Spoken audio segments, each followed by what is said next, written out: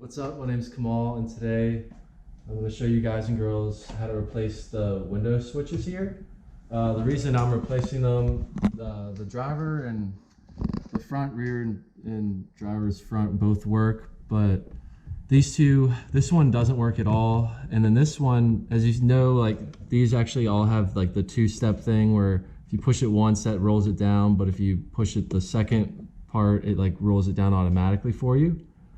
So that's not working on this one. It doesn't do the just by itself. I'll have to always auto roll it down. This one doesn't work at all, but that switch over there on the passenger side still opens and closes the window. So I knew, okay, it's not something wrong with the window over there or the regulator or the motor. It's just the switch here.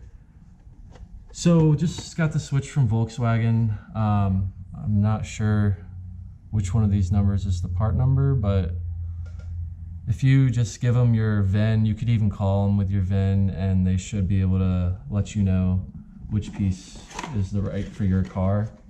So this is the piece we get. So what we're gonna have to do is remove this and then swap out this piece.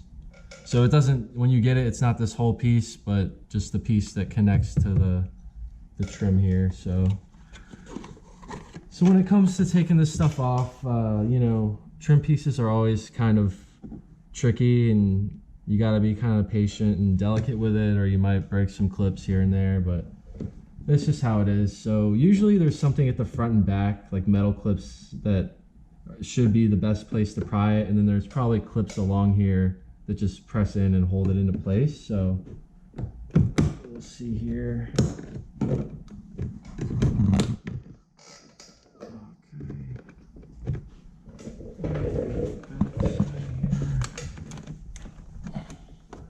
Not sure if this comes off from here.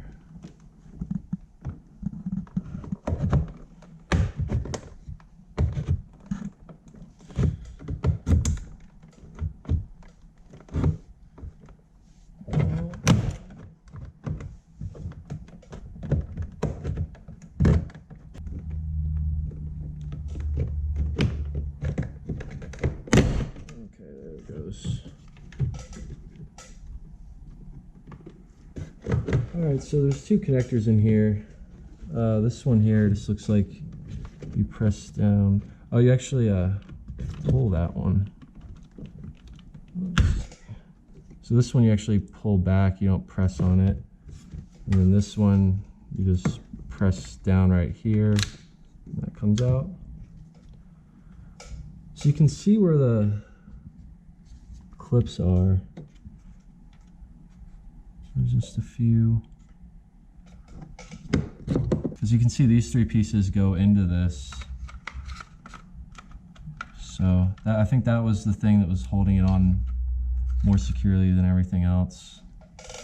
And then you just have those little things there that grab onto these. So yeah, just like I was doing it, just kind of pry slowly and don't get too frustrated, otherwise you might crack this piece somewhere. So just be kind of gentle with it.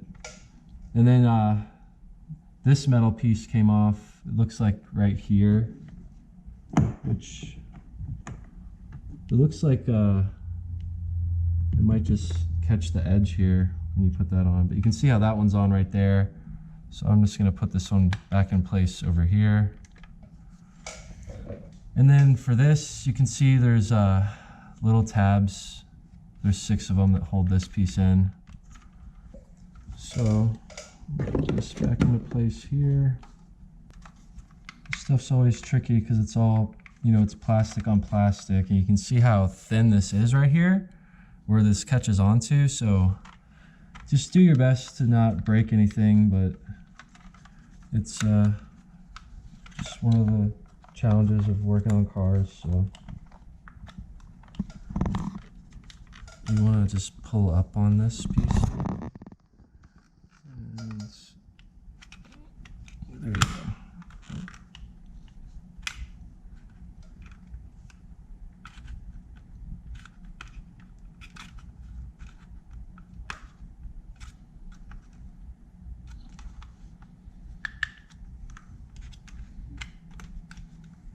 Okay, look looks like it's coming out here.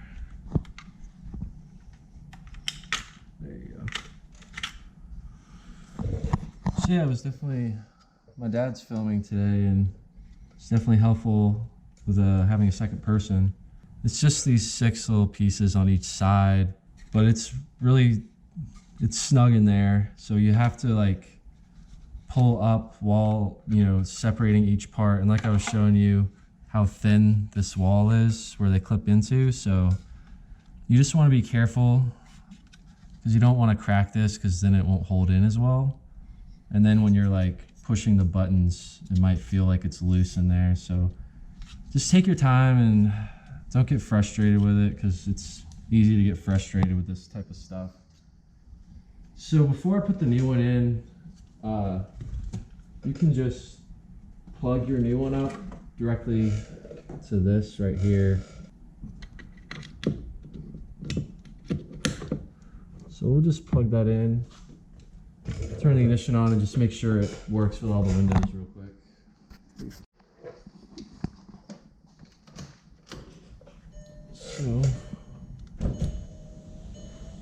So now you can see this one now works. And also see how like that first one just rolls it down, the second one rolls it down all the way. And that's how it is for all of them. I'm actually surprised they're all working with all their functions, because usually you have to do some sort of procedure in order to like sync it to the car, but that might only be if the battery is dead. So that's it pretty much. Definitely not the most fun thing, but if you just take your time, it'll be no problem. So I'm just going to clean this up real quick before putting the new switches in there, because you can see crud just gets stuck under the switches, so just clean that up. So going with the new one, I mean, it's just going to snap in there.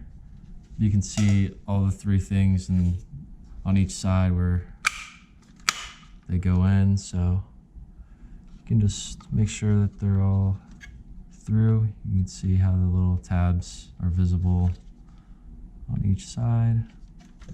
It's in there nice and secure. So we'll just plug these connectors back in.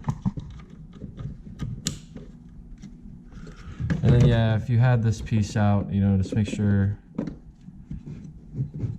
just kind of keep the leather or the fabric down here. Pop this back into place. And then also just don't forget these metal clips if any of them fell off on you. And then this, I guess this kind of helps you line it up. It goes in that little hole down there, and then these 2 tabs go into those yellow colored clips. So you can tell when it goes into that hole. And then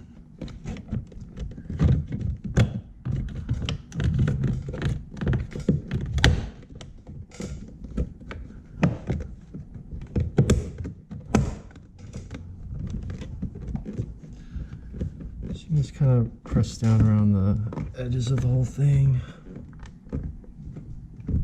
and kind of just squeeze this part. So,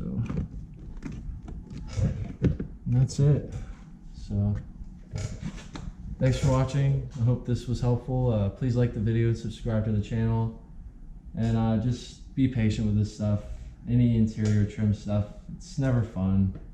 It's definitely one of my least favorite things to do on cars, but as you can see, just be patient, don't get frustrated, and hopefully you'll get through it without any of that plastic stuff breaking on you, because most of the time it does. So thanks for watching, and I'll catch y'all soon. Peace.